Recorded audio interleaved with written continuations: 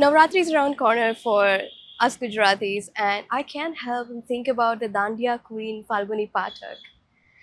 The thing is, she was a very big indie pop star before she became a Dandiya queen. That was back in the late 90s and early 2000s when there was a massive indie pop wave, and she kind of pivoted to this Dandiya space. One that wave ended and indie pop sort of ceased to exist for a while. Now, during that time and even now, she kind of has this androgynous look.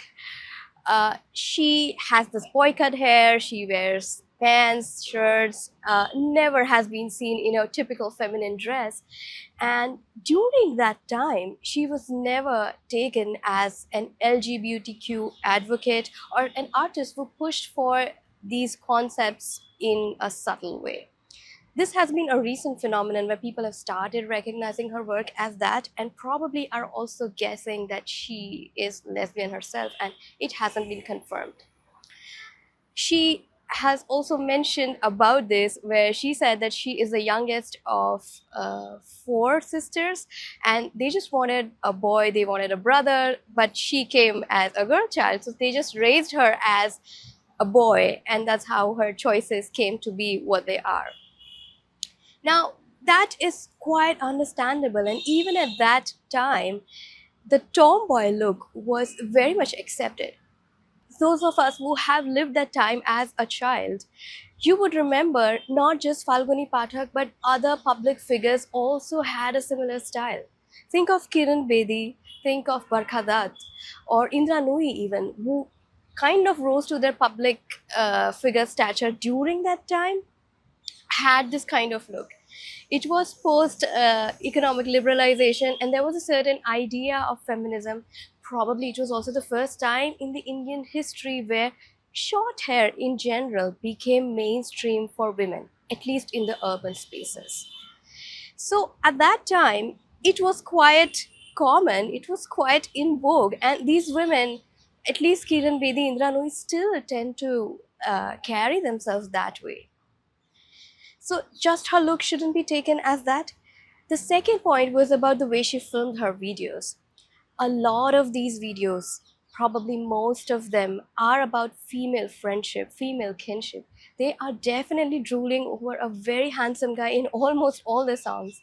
And apart from a particular song called Meri Chunar Ud Jaye, where there is definitely a very clear lesbian relationship indication, I would say, it is very explicit in there.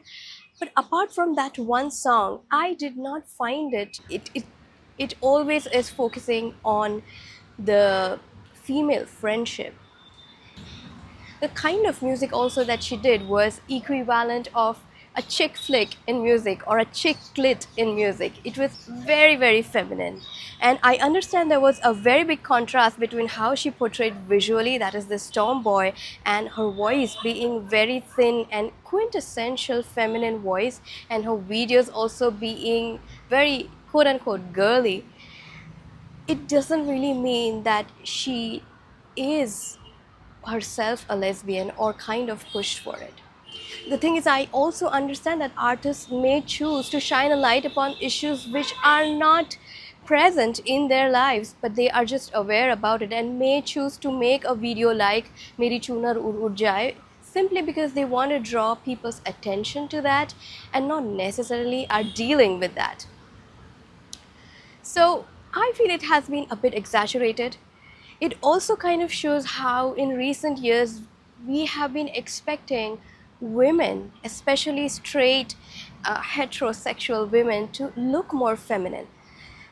The moment you divulge a little bit and have this kind of boyish hair or maybe dressing that is not too feminine, people might doubt you for being a lesbian. Or this has definitely translated into women having to dress more feminine to avoid some kind of subtle misclassification.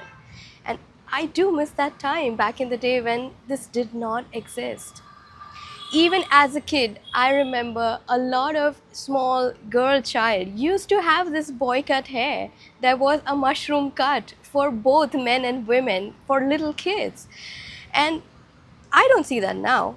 I don't see little girls with that kind of boy cut hair. So there has definitely been a shift from that trend. But at that point of time, for women and small children as well, it was pretty common to have that. I definitely see it as an exaggeration and a bit too much to label an artist like that.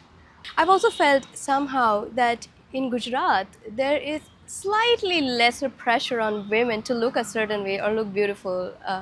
I feel Falguni Pathak even is an indication of the fact that somebody who sings something that is very feminine is essentially a pop star, industry which is very much about desire, or kind of portrays what an ideal beauty is, since it's in the entertainment space.